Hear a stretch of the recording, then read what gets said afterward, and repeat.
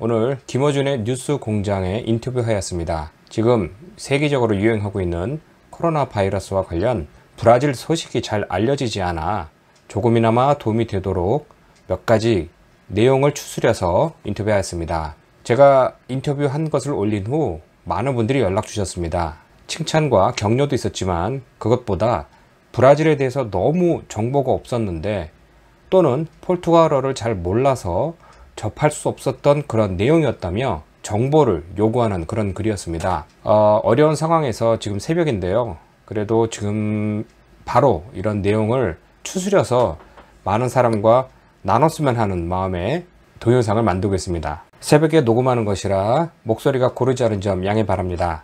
자, 29일 일요일까지 브라질에서는 현재 4,256명이 확진을 받았으며 이 중 136명이 사망했습니다.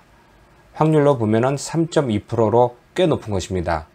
이 중 대부분이 상파울루와 리우데자네이루에 몰려 있는 것입니다. 지금 현재 브라질에서는 다른 곳과 같이 마스크와 손 세정제 이런 것들을 구할 수가 없습니다. 워낙 마스크는 생산을 많이 안 하고 사용 안 하다 보니 이해가 됩니다. 그러나 손 세정제의 원료는 바로 에탄올 알코올입니다. 브라질에서는 세계 최대 사탕수수 재배국이며 에탄올을 생산하여 대부분의 차량에 사용되기도 합니다. 이것을 어떤 문제였는지, 왜 세정제로 만들지 못하는지, 어디서 사재기가 있는 것인지, 아니면은 또 다른 이유가 있는 것인지 시민들은 많이 불안해하고 있습니다. 다른 나라와 같이 브라질에서도 장갑과 마스크 등 의료진들이 꼭 써야 할 기본적인 장비도 많이 모자라고 있습니다. 브라질은 크게 두 가지로 나눠집니다. 하나는 일반인들이 모든 것을 부담하는 영리병원, 한 푼도 돈을 쓸 필요가 없는 공립병원이 있습니다. 물론 전 국민의 75%는 모두 이 공립병원을 이용합니다. 병동, 그러니까 병상 수를 보면요, 전 세계적으로 평균적으로 1만 명의 국민당 2.4개가 기본입니다. 근데 지금 현재 브라질은 2.1개, 즉 전 세계보다 평균 수가 많이 낮고요. 이것을 다시 공립의료만 적용하게 되면은 10,000명당 1개가 채 되지 않습니다. 지금 여기 보시는 것을 보면요, 우리 국민이 많이 사는 동남부 지역입니다. 미나제라이스, 에스피리투 산토, 히우데자네이루, 상파울루 이렇게 있는데요. 맨 왼쪽에 있는 걸 보시면은 10,000명당 병상수입니다.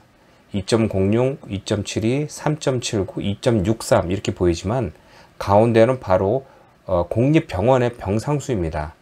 보면은 1.3, 1.19, 리우데자네이루 같은 경우에는 10,000명당 채 1개가 되지 않습니다. 즉 지금 전국에는 병상수가 딱 보시면은 이 지도에 보이시는 것과 같이 병상수가 나와 있습니다. 그렇게 많은 사람이 살고 또 돈을 많이 가지고 있는 상파울루만 해도 5,358개밖에 안 됩니다. 2018년도 지금 자료입니다.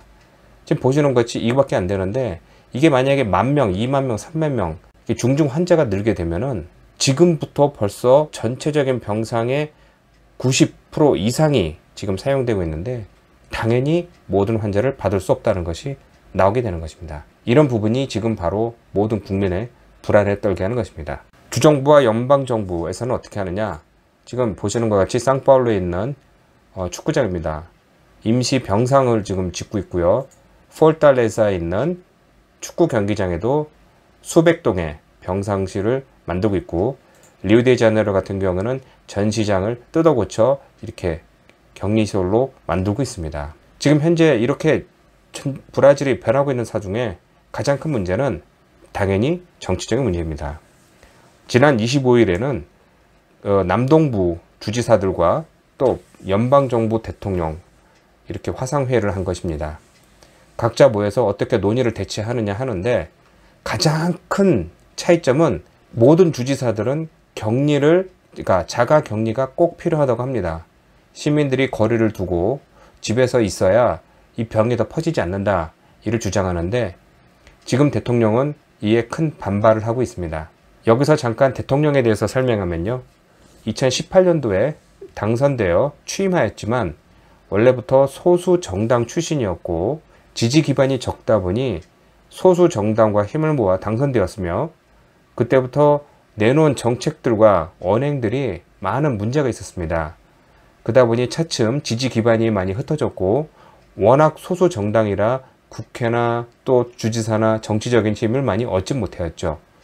그러나 큰 국민들의 기대를 받고 출범하여 처음에는 여러 가지 정책을 시행하였으나 이번에 대통령은 확실하게 살린다고 꼭 약속했던 경제 성장을 이루기 위하여 격리를 빨리 풀라고 모든 주지사에게 압력을 가하고 있습니다. 그래서 지난 25일 날 회의에서는 상파울루 주지사와 속된 말로 정신 나갔느냐, 대통령처럼 행동하라, 모든 사람을 대표해야 한다 이런 것과 상파울루 주지사 당신 때문에 이게 해결이 안 된다 라고 서로 설전이 오갔던 경우가 있었습니다. 이런 일이 있고 나서 당연히 국민은 둘로 나뉘었습니다. 하나는 대통령의 말한 것처럼 사람이 살기 위해서는 먹고 살아야 할 경제적인 집안이 필요한데 이렇게 격리되어 있으면 누가 일을 하고 돈을 버느냐 라고 힘을 주는 바가 있는가 하면은 대다수 정치인 또 의료협회 이런 사람들이 얘기하는 것 같이 사람 목숨이 중요하지 죽어서 어떻게 경제 활동을 할 수 있냐, 격리를 해야 된다 라는 바로 딱 두 개 나눠진 것입니다. 군인 출신인 부통령은 지금 현재 이런 상황에서는 격리가 필요한 것 같다 라는 발언을 하면서 큰 파장을 일으켰습니다. 즉각적으로 부통령의 발언 이후 군인들은 이 모롱 부통령을 지지한다 라고 성명을 내놨고 화가 난 대통령은 브라질의 대통령은 바로 나다 라는 발언을 하면서 불씨를 더 던지게 되었습니다. 이런 상황에서 국민들은 또 정치인들은 지금 대통령을 탄핵시켜야 되지 않느냐 라는 말이 나오면서 큰 논란이 되고 있습니다. 일부 칼럼니스트들은 탄핵을 당해야 될 10가지 이유 등 조목조목 내놓고 있는데 얼마 전만 해도 대통령이 탄핵되었던 것처럼 브라질이 이렇게 혼란스러운 사이에 또 다른 탄핵이 일어날 확률은 적다고 봅니다. 또 탄핵도 그냥 눈 감고 쉽게 할 수 있는 것이 아닌 정당한 절차를 밟아야 되기 때문에 시간도 많이 걸리는 것입니다. 격리에 대해서 모두 필요성을 느끼지만 하루 벌어 하루 먹고 사는 저소득층 주민들은 난리입니다. 임금이 적어 사재기도 할 수 없었지만은 지금 같은 상황이 지속된다면 굶어 죽을 것이 뻔하다라고 합니다. 그러니 빨리 정상으로 돌아오길 바란다 이렇게 발언을 하였고요. 대통령은 1월 오후 시민들과 접촉하며 아무 문제 없으니 모두 상업이 문을 열어라 라고 말을 합니다. 이에 대해서 대통령의 지지파들이 전국적으로 차를 동원하여 시위를 하였는데 이 시위조차 금지한 리우데자네이루 미나스에서는 미불로 10,000불 정도 되는 그런 벌금을 받기도 했습니다. 그럼에도 지지들이 많지는 않지만 대통령을 지지한다 하면서 격리를 해제하라 이런 말이 나오고 있는데요.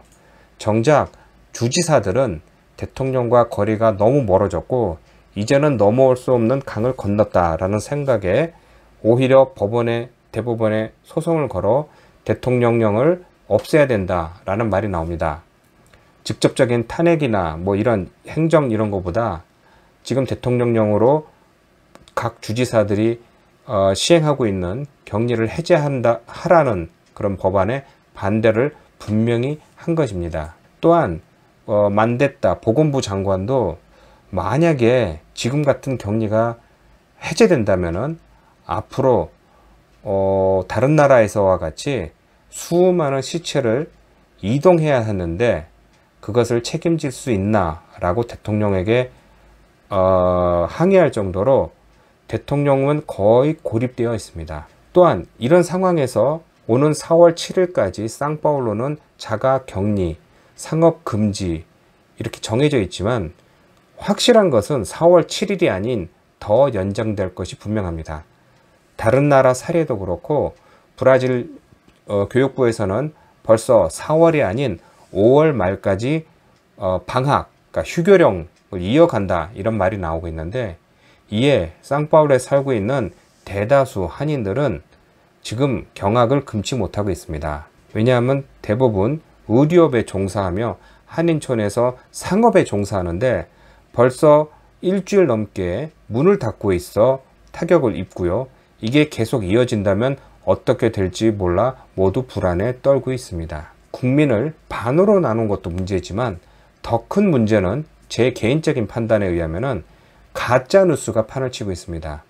경찰복을 입고 방역을 한다라는 핑계로 집안에 들어와 뭐 털어갔다 이런 말도 있고요.